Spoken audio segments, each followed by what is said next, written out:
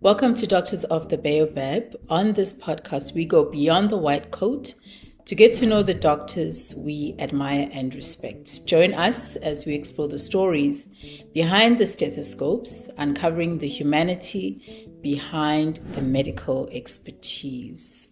And in today's episode, I am excited. I'm really excited to have our guest, Dr. Babalwa Maholwana, known as Dr. Babs.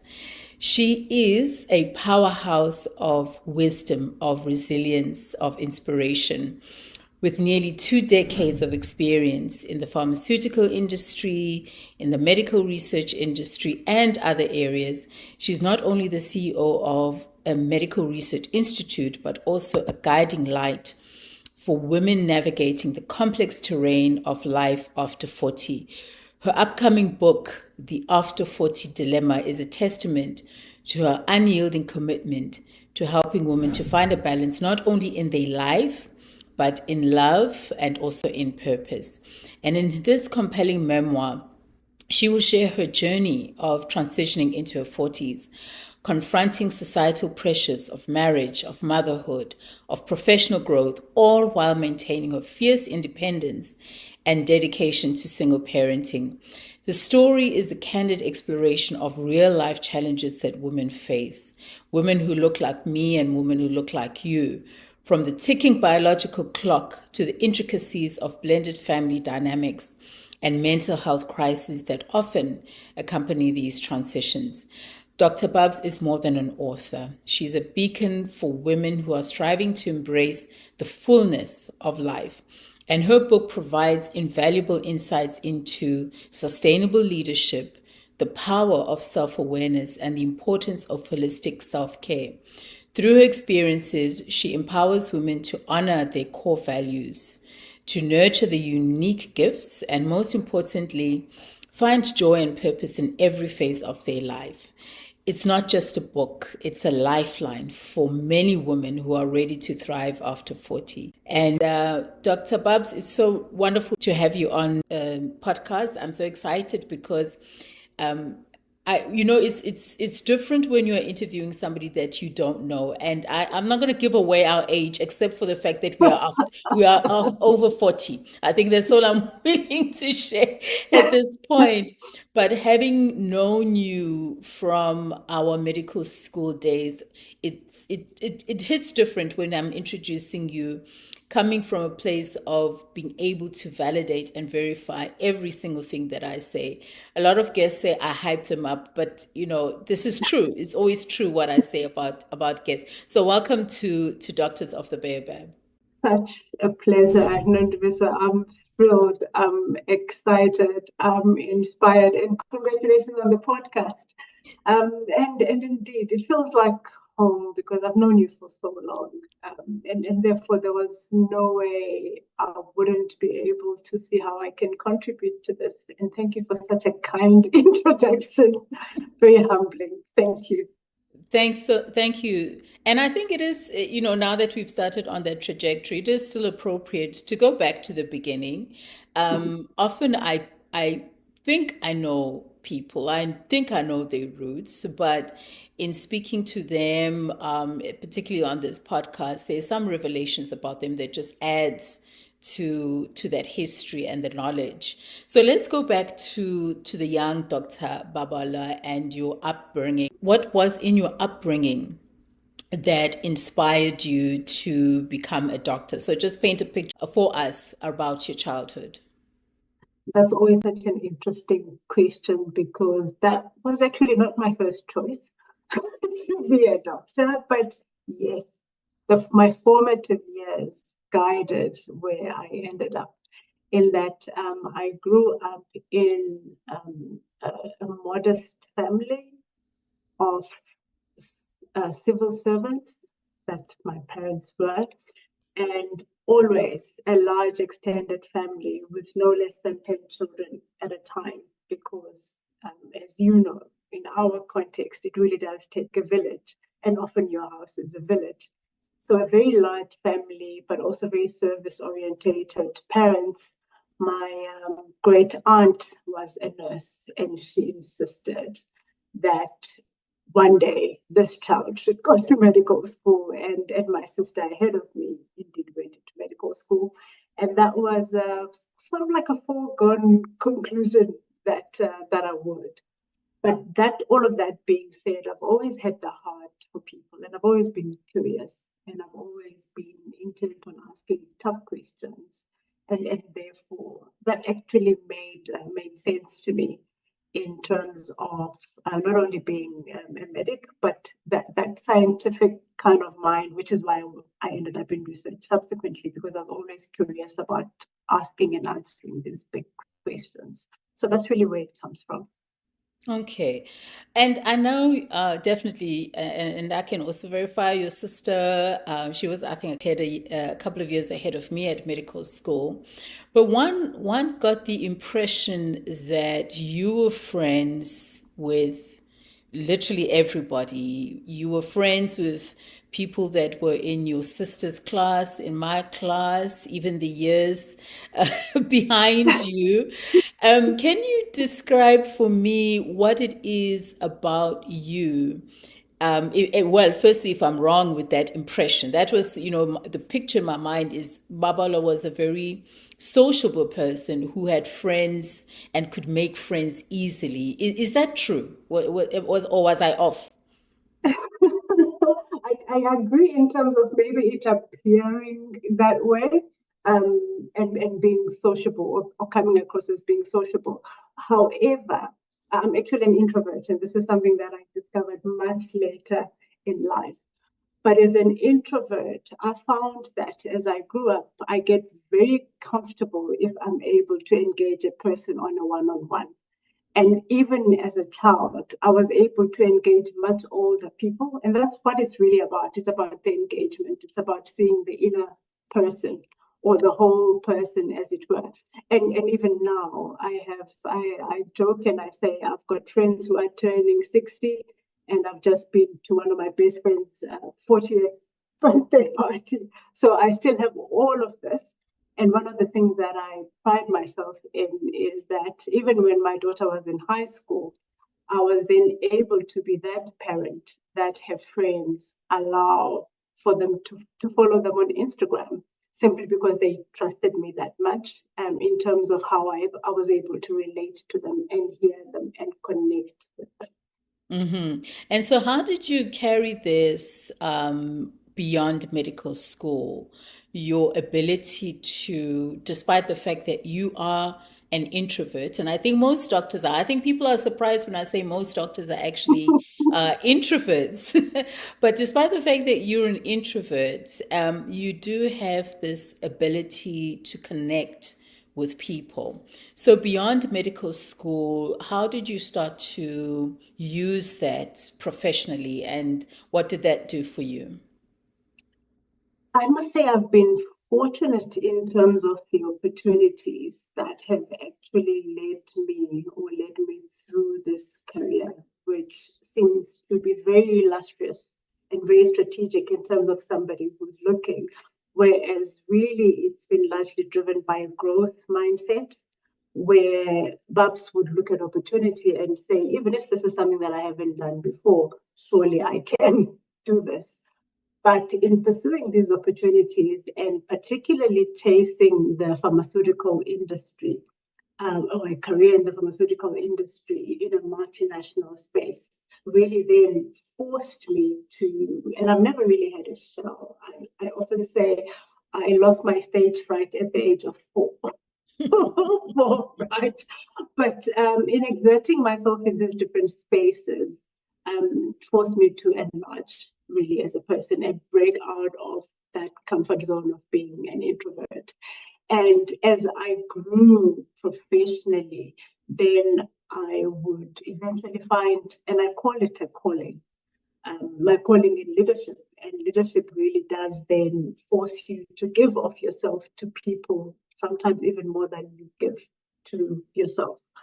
Because as a generalist, especially the higher you go as an executive, then more and more you are no longer in the technical business of what you do, but whether you are in the people business, which means that if you're doing it right, and this is what I believe, is that 80% of your work should actually be with people.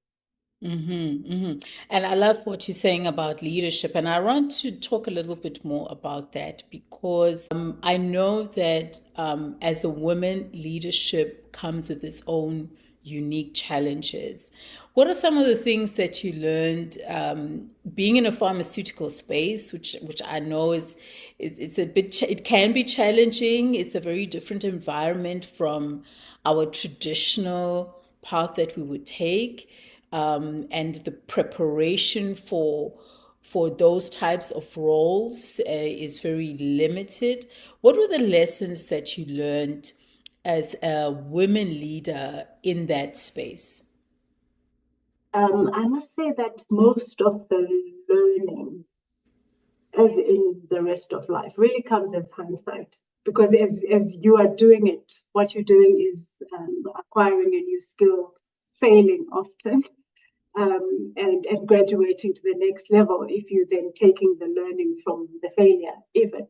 But it's only when you look back and you realize that there's a specific thread. And in me, I've already highlighted that I looked back and analyzed that I do have this unique ability or this unique growth mindset, as it were, where I would look at whether it is a challenge or if it is a new opportunity, even if it's something that I have not done before, even if it's something that I don't think I even have an inclination of. I've done marketing as an example, and gotten frustrated when the blue was not blue enough, etc. Because then at some point I'm like, I don't get this whole branding business. But it is something that I raised my hand to say I would do, because I believe that if it's a skill, then it is something that I can definitely learn. So while nobody could have prepared me in a classroom at the time to say that this is the kind of mindset that it will take to break you out of your technocrat self to then be this generalist who's able to embrace that you don't know everything as well, right? Because you do have to firstly unlearn the stupid things, and I'm calling them stupid, that we are raised with, like, you clever, you should do maths and science, and therefore you should go to med school, and that's all that there is. And I learned to start respecting other people and the value that everybody brings, and the diversity of experience, diversity of skill and expertise that everybody brings to the table to make leadership work.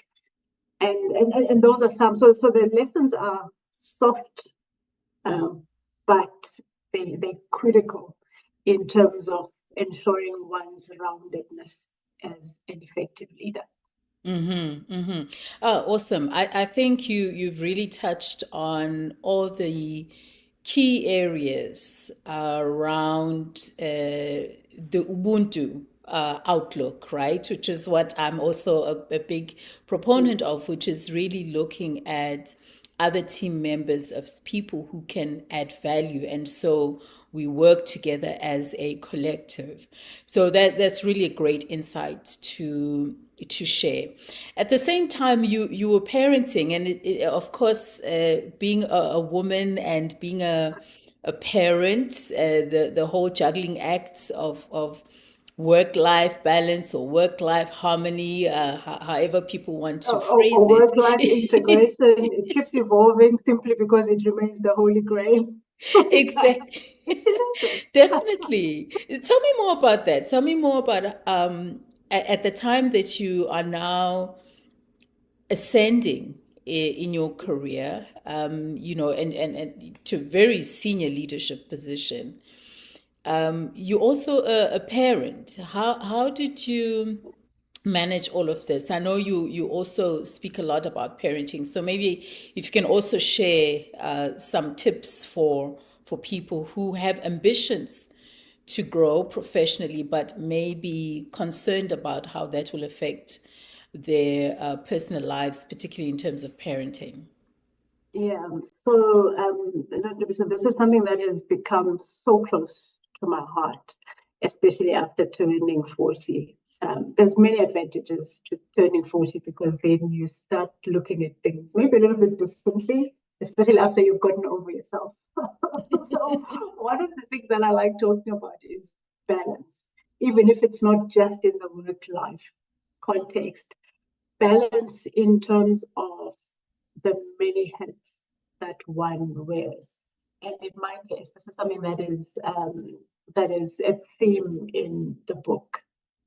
Balancing life in general, whether it is your health, your wellness, your well-being, and you as an individual, because it does all start with you in terms of your own personal leadership, because you're no good to anyone if you are balanced. You're no good as a parent, you're no good as a leader if you can't take care of yourself. I always use the aviation industry Bible to say, put your own oxygen mask first. So it does start with you before you can help other people. And in my story, where I ascended into indeed the executive leadership, just so happened to coincide with my daughter's teenage years.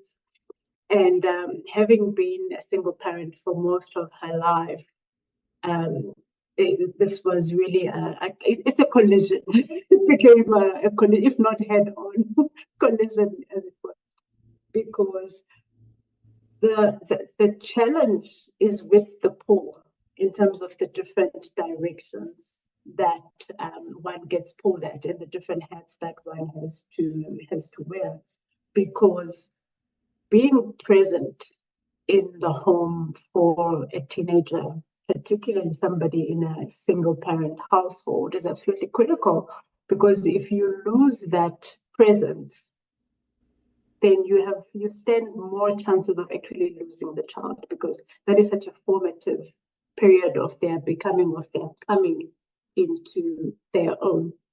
So part of it is simple math, so that as a single parent, you actually have to work twice as hard to provide for the child in a way that satisfies you as the caregiver to say, I have actually done my best for this child. So this is the one area where I face the most challenge, in that in a multinational kind of setup, especially in executive leadership, then you're called upon to travel a lot. And travel, in fact, is the norm, which means that even physically, you can't be present, let alone emotionally or spiritually, let alone being able to be in the PTA or attending that recital, or being, well, not tired, even when you do get home, to be able to engage in those deep, meaningful conversations. So this was it for me, the main challenge in terms of how to be this superstar, super woman, super parent, and yet be this super leader who at work is called upon to shine as well, to be present for people, which again takes a whole lot out of you. So even if you just imagine those two without adding the additional hats, those two by themselves require a lot in terms of the balance. And balance, in my mind, comes back to priority and how one then defines those priorities. I link back to the core values, because I think if, as an individual, you can have a great sense of your core values in terms of what grounds you, even if it's the three most critical areas, 3 or 5, and make sure that these don't suffer, then these are always your checkpoints. These are always your sounding board to say, in terms of my trade-offs, what cannot possibly give? And then you reprioritize. But sometimes that reprioritization is a daily exercise, because on any given day, you've got 24 hours and there's only so much you can do. But then that becomes your checkpoint and remains your lighthouse, as it were. A balancing act is definitely challenging, but it is life, right? It is how we are called to be part of different aspects of our life and other people's lives as well. And I wanted to maybe get your sense, because you've been in leadership now for some time. You've done your masters in corporate strategy, so really very attuned to those types of challenges, and you've got this experience behind you. One of the challenges that we have as doctors increasingly is burnout, right? Managing stress and burnout. And I think you've touched on it a little bit in terms of all the different balls that you have up in the air. Have you ever experienced or ever been at a point where you are feeling so stressed that you either burn out or even been on the verge of burnout? And how I've, did you manage I've got that? I've got a chapter on that Okay. in the book, because I am actually a sufferer of burnout, and and therefore it becomes one of those things that I have to be most careful about, because I've been there. And when I was burning out, if you don't mind me sharing a little bit of that experience, Yes, is please. at that time I didn't actually know what was going on. All I knew was that if at that point in time I did not seek help, I knew that something was going to snap. And the challenge being that if you're a high performer and a high achiever, as I am, and a proponent of lifelong learning, as you've rightly highlighted, I did my master's, is that a person who's a proponent of lifelong learning believes in stretch, because it is in the stretching that one gets to the growth zone, right? Because you have to get past your comfort zone. However, you have to know yourself enough to know beyond your stretch where the snap point is. And at this point in time, I didn't know. And I was dealing with so much. I was actually dealing with health issues as well. And I wasn't taking enough time to recover from health challenges. At the same time, I was still navigating the melting pot of the same in terms of the parenting, in terms of getting the balance, and my master's as well, all at the same time. And this morning was literally 4 a.m. and I got into my car and I just started driving. And it was during the drive that I figured, I think the best place for me to drive now would be like an emergency unit, and then just get there and just ask for the cycle call. And that's what I did. And I said, because they were like, okay, so are you feeling anything? Do you think you're going to harm me? I'm like, no, I don't even think I'm going to harm myself or harm anybody for that matter. I just need to talk to someone. I need help. I need a soundboard, but I need it critically because I need to understand what is going on with me. And I actually admitted myself into a facility, one of these 21-day programs.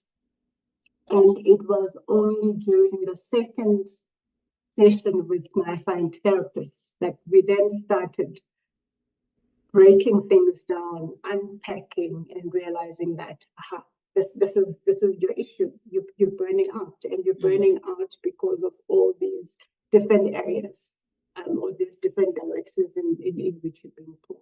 Yeah, a very common phenomenon that's happening in our profession. And I'm wondering if you have any thoughts about the way that medical doctors are trained and the mindset that we develop, that we basically never really identify that stretch, right? And we just keep going. We just keep going, indefinitely. And perhaps even some stigma that is associated with putting your hand up and saying, you know what, I think I cannot continue anymore. What are your thoughts around how the medical community looks at stress and burnout? And could it be that the medical community, in the way that we maybe don't talk about it or stigmatize it, we promote it and we fail our colleagues in the process. What are your thoughts around that? There's certainly a lot of shame and stigma attached to, well, firstly, any physician not being able to heal themselves. if I may say so frankly, because the way that we are trained, we really have this clinical outlook that gives you this distance, right? Because you have to keep that professional distance. Except that then when it comes to yourself, then you might end up distancing yourself from yourself and not engaging deeper than just cognitively and just clinically in terms of whatever it is that you're experiencing. And that was the case with me. I'm a highly cognitive person. So I always look very analytically at, and often, and even in the book, I refer to an out-of-body experience of many things, because then it takes me time to actually then go deep and do the work. There's this term of doing the work, which on the surface seems very airy-fairy, but there's work that is required for us to be more self-aware. And self-awareness is not a vague thing. It's about being even self-aware in terms of how you handle stress. So with myself, for example, I know that if I've got a headache, it's likely my sinuses or I'm dehydrated because I feel my tension at the back. Mm-hmm. So I know that the minute I start with back, if there's something that I've got to watch somewhere. So it is about being cognizant of how your body reacts to stress from a physical point of view, but then also emotionally as well, which is watching yourself in terms of when you actually do become snappy at people. I like to say that if I'm not in a good mood, you must check one of three things. Either I haven't eaten, or I'm cold, or I'm stressed. It's one of those things. Because I'm generally a very nice person. I'm sure you can attest to that. But like it must be one of those three. So if these two are not the case, and then I'm not hungry, if I've been fed and I'm warm, then I need to start worrying about it. And it can't really be that simple.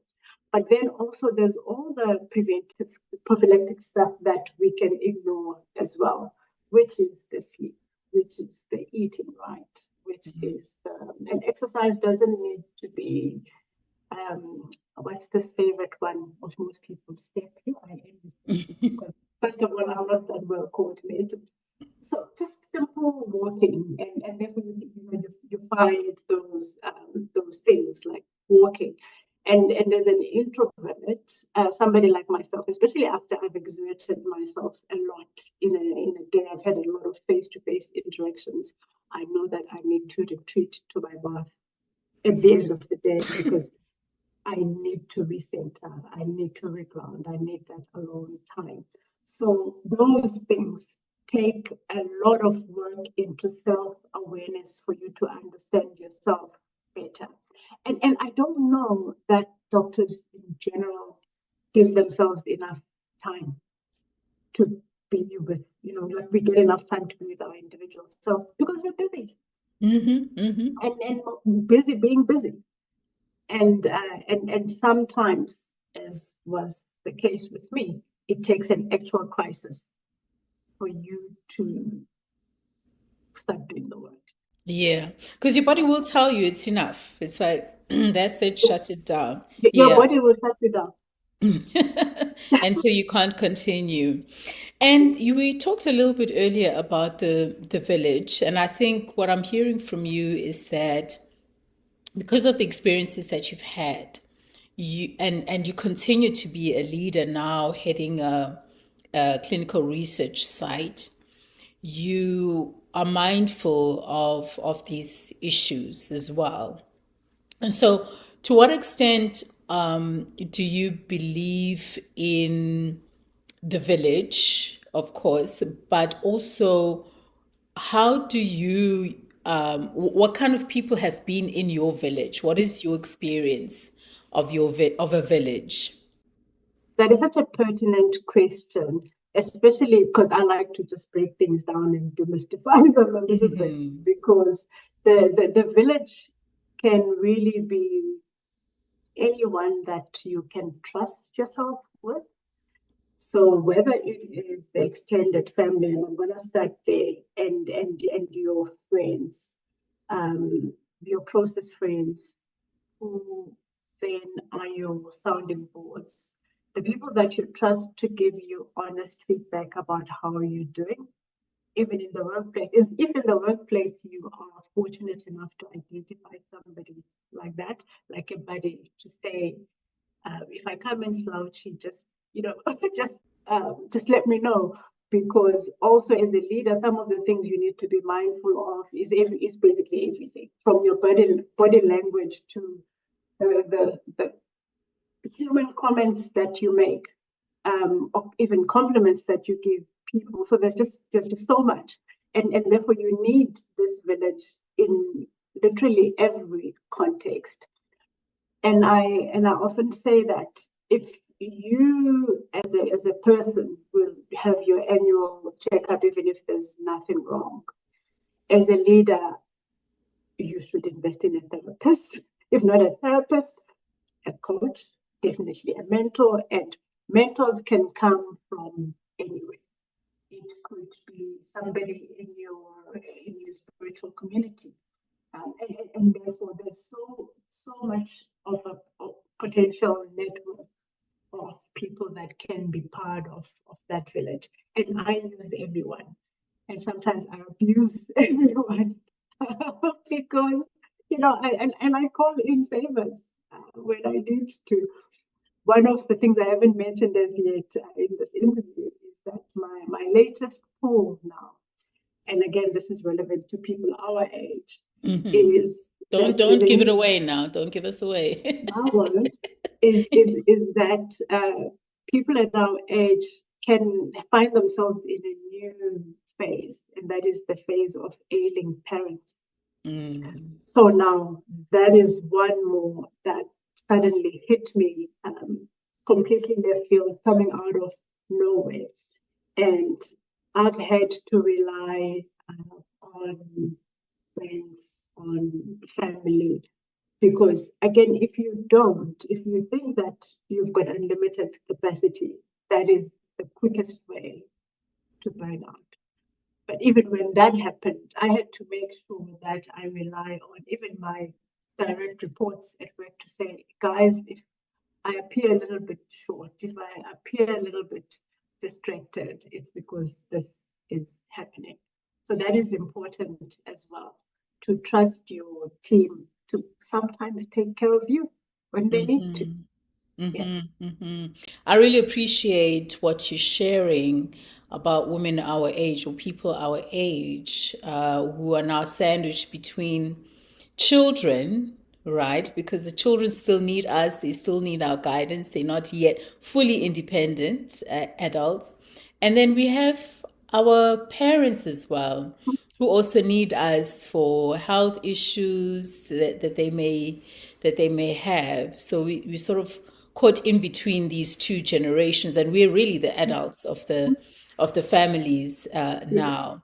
So as I wrap up, I wanted to get a sense, and also coming as somebody who's known you for more than 20 years, how do you define success for yourself? And I say this because looking at you, certainly on paper, but as somebody who knows you, I can say successful would be an appropriate adjective to describe you.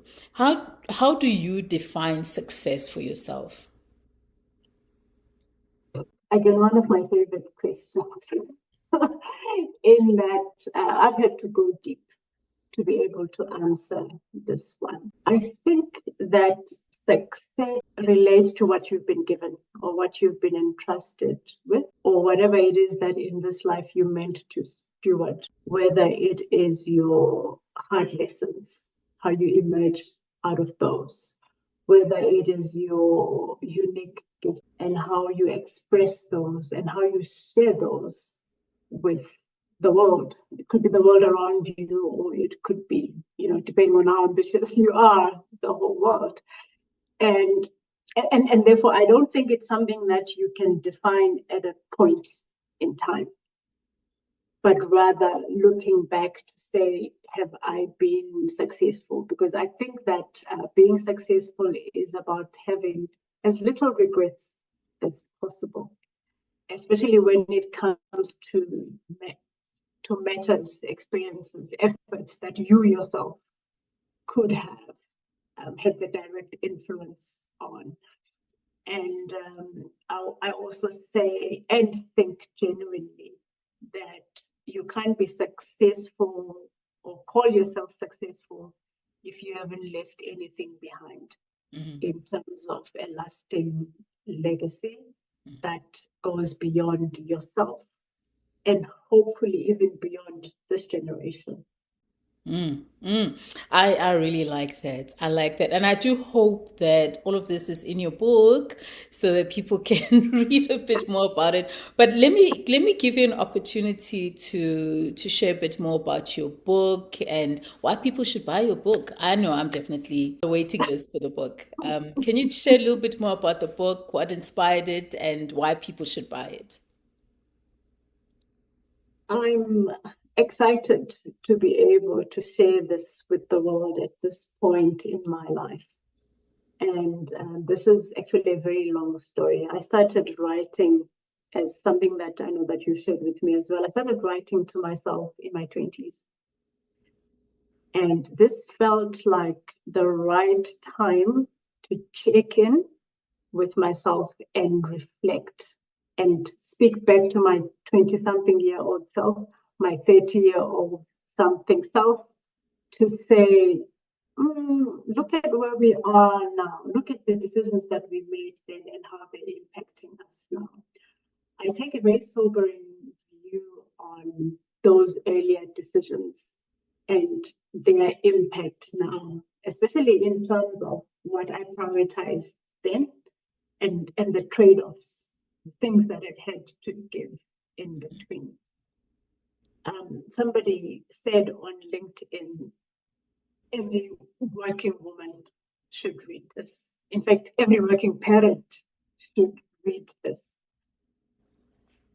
And therefore, I think because the balance issues come through, and it's a pertinent issue, and it's an issue that can affect multiple generations, because really then it's not only about people in their 40s, it's about people before that and people in the old age group as well. So I think that there's a lot to glean from, and I don't want to sound all serious and all corporate, because ultimately it's a love story. Because I mean, I'm a girl. So what does the movie say? I'm also just a girl. So I touch on love, and I touch on my relationship with love, particularly my conversation with marriage, which has been an ongoing conversation for the last 2 decades.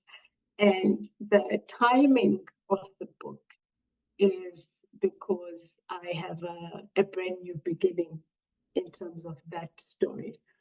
And therefore it makes it a very happy ending. And that's something that readers can look forward to as well. Don't give it away. Don't give it away. Of course, no spoiler alerts, except to say read until the end. Yes. Well, I can't wait to read the book. Can you tell us where we can find it and when it will be released? So we are preparing now for the final process of distribution, because especially something like this, I would want to be distributed as widely as possible. And we'll obviously have launch events closer to the time, and then be able to say, this is where it's available. But I can say already that we're looking at multiple platforms, so not just paperback for like people our age who are going to be reading it like this, like with us.